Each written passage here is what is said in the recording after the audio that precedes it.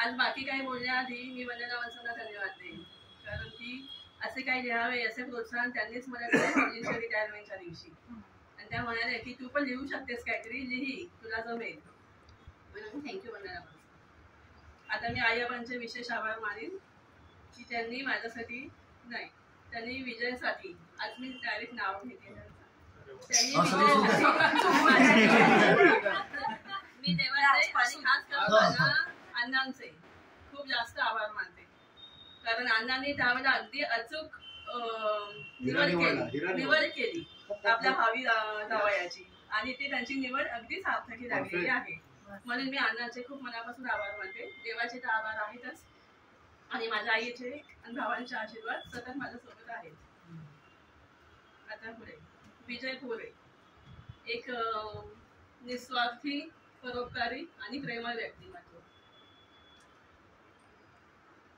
BST मध्ये 30 वर्ष नोकरी करून आज रिटायर झाले आहेत.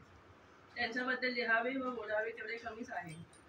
आपला व्हॉट्सअपवर जो ग्रुप आहे कुटुंबाचा, त्या ग्रुपमधील प्रत्येकाचे आवडते व्यक्ती आणि प्रत्येक व्यक्ती त्यांच्याही तितकीच आवडते असे ते आहेत. आधी हे फारसे बोलायचे नाहीत आणि फारसे बोलके नव्हते, पण नंतर वय वाढत गेलं तसे हे समाजामध्ये आणि कुटुंबामध्ये फार लोकप्रिय झाले.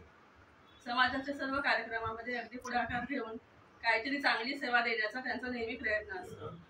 नामदेव पुण्यतिथीला 1 महिन्या आधीच त्यांची तयारी चालू होते. इतर लोकांपेक्षा जास्त पुढाकार तेच घेतात असे म्हणले तर त्यात काही खोटे ठरणार नाही. असो, एवढेच नाही तर इतर लोकांनाही काहीतरी मदत व्हावी हा त्यांचा नेहमीच हेतू असतो. मग ते टाटा मेमोरियल हॉस्पिटल असो किंवा पनवेलचा अनाथ आश्रम, आपल्याला जमेल तशी आर्थिक आणि शारीरिक मदत ते करत असतात. सगळ्यांना मदत करायला ते नेहमी पुढे असतात. एखाद्या गरजू व्यक्तीला नोकरी लावायची असेल तर त्यासाठी ते प्रयत्नशील असतात. आता आमच्या पर्सनल लाईफ बद्दल बोलायचे झाले तर त्या आम्हा दोघांमध्ये फारसा संवाद होत नाही. पूर्वी पण खूप कमी व्हायचा, आता थोड्यासा व्हायला लागलाय. पण याचा अर्थ असा नाही की आमच्यात काही प्रेम नाही. त्यांचे आणि आमचे एकमेकांवर खूप प्रेम आहे. माझ्यावर माझं प्रत्येक हट्ट, प्रत्येक मागणी ते पुरवतात. नाटके, फ्रेंड्स सोबत सिनेमा, पिकनिक, हॉटेलिंग, कधीच त्यांनी मला कोणत्याही गोष्टीसाठी बंदी घातली नाही. ज्या आजीले आपली जिंदगी असे म्हणून परवानगी देत राहिले, पण स्वतः मात्र नेहमी अशा गोष्टींपासून अलिप्त राहिले. कधी कधी फॅमिली सोबत ते हॉटेल, मूवीला जातात, पण त्यांनी अशा गोष्टींची स्वतःला सवय नाही लावून घेतली. हातात पैसा देवाच्या कृपेने भरपूर असून देखील ते नेहमी काटकसर करत राहिले. उगीच वायफाय खर्च करू नये हे शिकवले. मी ते काही फारसं शिकलेले नाही.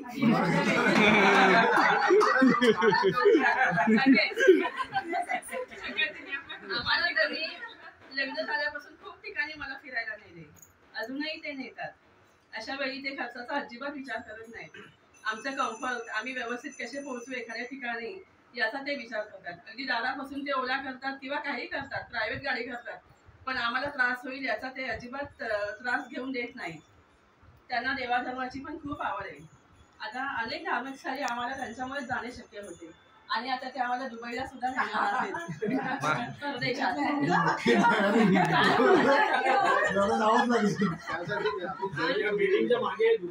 आज माझे आई वडील दोन्ही भाऊ या जगात नाहीत, पण यांनी मला कधी त्याची उणीव भासू दिली नाही.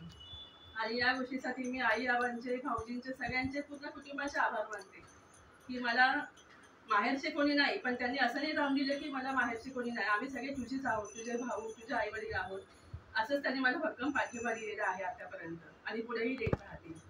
अण्णा जेव्हा आजारी पडले तेव्हा ते त्यांनी घरी, हॉस्पिटलमध्ये सगळीकडे खूप त्यांनी मदत केलेली आहे. असो, तर असे आहेत माझे हे सर्वांना हवेसे वाटणारे स्वप्नसिद्धी, रॉयल हेरिटेज जी आता आपण तिथे नाहीये, व श्रीयोग बिल्डिंग. सर्वांची इच्छा आहे व विश्वास आहे. कोरेसाहेब कमिटीमध्ये या, तुम्ही आला तर सर्व चांगले होईल. तुम्ही काही चुकीचे करणार नाही व चुकीचे होऊ देणार नाही असा आम्हाला विश्वास आहे. आम्ही तुमच्या रिटायरमेंटची वाट पाहतोय. असे उद्गार जेव्हा लोक आपल्या नवऱ्याविषयी काढतात तेव्हा यांचा खूप अभिमान वाटतो. अशा माझ्या प्रिय आहोंना रिटायरमेंटच्या खूप खूप शुभेच्छा. खूप कष्ट घेतले आमच्यासाठी गेली 30 वर्ष. खूप धावपळ केली. बेस्ट ऑफिस, तारेंचं ऑफिस, कधी पनवेल तर कधी वाशी. आता त्यांनी स्वतःसाठी जगावे, आनंदी राहावे, स्वतःची तब्येत सांभाळावी अशी इच्छा आहे आमची. देव तुम्हाला नेहमी चांगले आरोग्य लाभो. Happy retirement.